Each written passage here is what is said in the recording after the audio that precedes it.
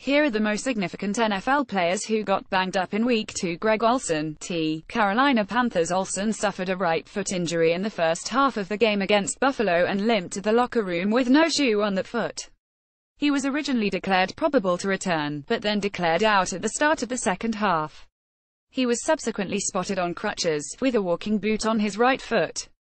After the game, Olsen revealed to reporters that he had broken his foot and will miss a lot of games. Eric Harabell offers thoughts on the Greg Olsen injury, as the Panthers enter a key Week 3 game with the Saints defense looking for playmakers. How many games? That source told ESPN's Chris Mortensen that Olsen is expected to miss 6 to 8 weeks after undergoing surgery. Furthermore, the Panthers will determine after surgery whether Olsen will be placed on IR with a designation to return. According to ESPN's Stephania Bell, the location of the fracture will play a big role in Olsen's return timeline. Marshall Yanda, Baltimore Ravens. Yanda sustained a left ankle injury and was declared questionable to return, before subsequently being declared out. After the game, Ravens head coach John Harbaugh revealed that Yanda has a fractured ankle and is out for the season. Garrett Bowles, Denver Broncos. The Broncos' starting left tackle suffered a left leg injury and was taken off the field on a cart in the third quarter of Sunday's game. Bowles, who was the team's first-round pick in April's draft, appeared to suffer a left leg injury on a 5-yard run by Jamal Charles, as his leg was pinned to the ground. Following the game, ESPN's Adam Schefter reported that the Broncos fear Bowles has a broken ankle, and he will undergo further testing on Monday. Bowles was seen wearing a walking boot. Mike Daniels, DL, Green Bay Packers. Daniels, who has been arguably the Packers' best defensive player this season, injured his hamstring on the opening drive, and was ruled out in the second quarter. Jordy Nelson, WR, Green Bay Packers. After sustaining a quad injury during the first quarter, Nelson was ruled questionable to return. ESPN's Rob Demovsky notes that the injury is to the same leg on which he had ACL surgery. Though there was never an official update, Nelson did not return to the game. Vic Beasley Jr., Atlanta Falcons. Beasley suffered a hamstring injury in the third quarter, and was declared questionable to return. Though he was not officially downgraded, he did not return for the rest of the game. Ryan Schrader, Atlanta Falcons. Schrader sustained a head injury on Devonta Freeman's first quarter touchdown runs, and was later downgraded to out with a concussion. Ty Sambrailo took over at right tackle. Corey Coleman, WR, Cleveland Browns. Coleman left Sunday's game with 13:15 remaining after falling awkwardly following a collision with Marlon Humphrey. ESPN's Josina Anderson reported Monday that the wideout's hand is broken. Coleman suffered a broken hand in Week 2 last season as well, missing 6 weeks. Jordan Reed, Washington Redskins. Reed, who sustained a chest injury in the second half, returned to the game after originally being designated as questionable to return. Chidobe Awuzie, CB, Dallas Cowboys. Awuzie aggravated a previous hamstring injury and was ruled out of the game. Nolan Carroll, CB, Dallas Cowboys. Carroll has been ruled out with a concussion. Because of the injuries to Orlando Scandrick inactive because of a broken hand and Awuzie, the Cowboys are down to 2 corners Anthony Brown and Jordan Lewis. Rob Kelly, RB, Washington Redskins. A rib injury knocked Kelly out of the game against the Rams. His original designation was questionable, but he was later downgraded to out.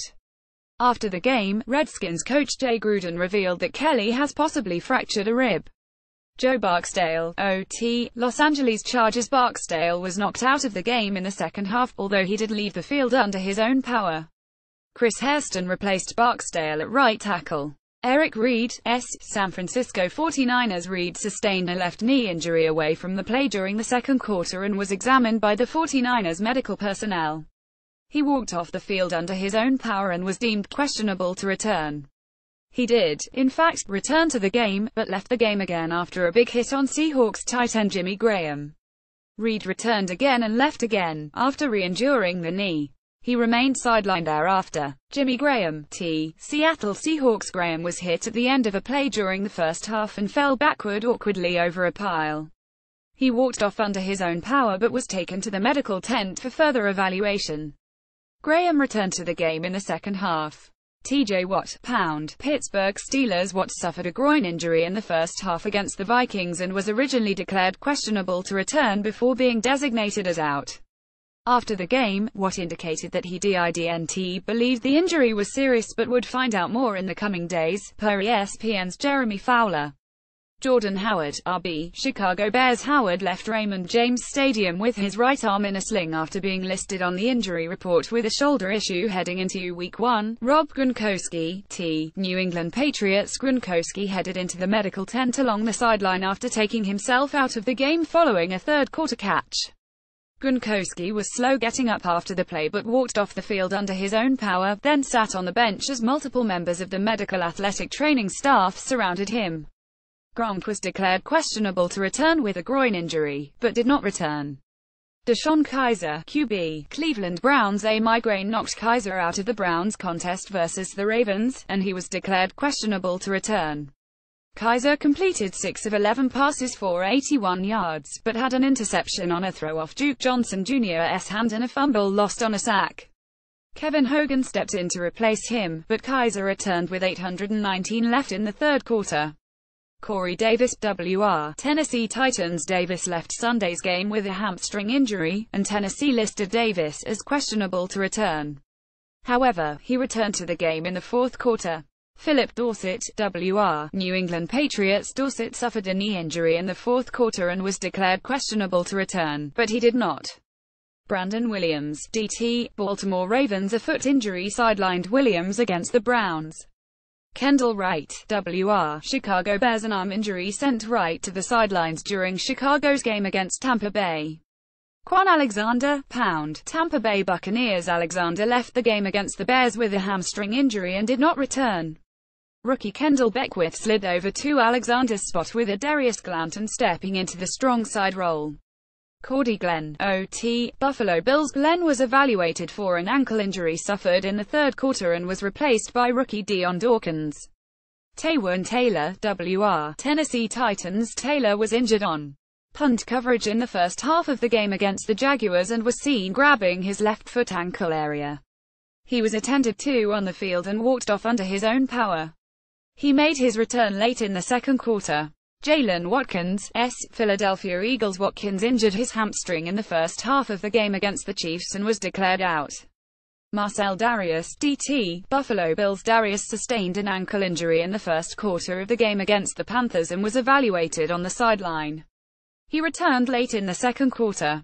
Trey Hendrickson, New Orleans Saints. The rookie defensive end was injured in the first half while tackling Mike Gillislee and was attended to by medical personnel on the field. He then got up and walked slowly to the Saints sideline before heading back to the locker room for further evaluation. He was declared questionable to return but did not. Jeremy Maclin, WR, Baltimore Ravens. Maclin left the game after being tackled in the first quarter, and was examined for a left shoulder injury.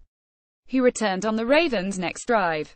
Jesse James, Pittsburgh Steelers. James was injured on the first drive of the game for the Steelers offense and was examined on the sideline. James returned on the Steelers' following possession.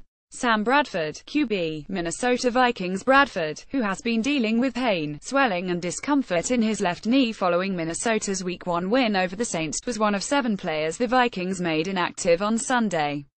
Bradford went through warm-ups shortly after 10 a.m. ET, during which he did not do much to test the strength of his left knee. Bradford did some light throwing and dropped back a few times on passes, but he did not run or exhibit much footwork at Heinz Field. Bradford's left knee is the same one in which doctors repaired his torn ACL in 2013 and again in 2014.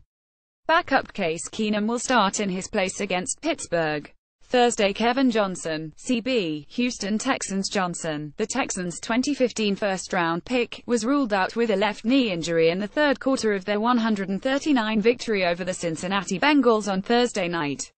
He was checked out on the field by the Texans' medical staff before walking off the field without any assistance. He had 4 tackles before his injury. However, a source told ESPN's Adam Schefter that Johnson suffered a sprained MCL and is expected to miss 4 to 6 weeks, pending further testing. Jonathan Joseph, CB, Houston Texans. Joseph injured his shoulder while making a tackle in the first half of Thursday's win over the Bengals, and he did not return to the game. An MRI on Joseph's injured shoulder did not reveal any serious damage. However, further testing will be done.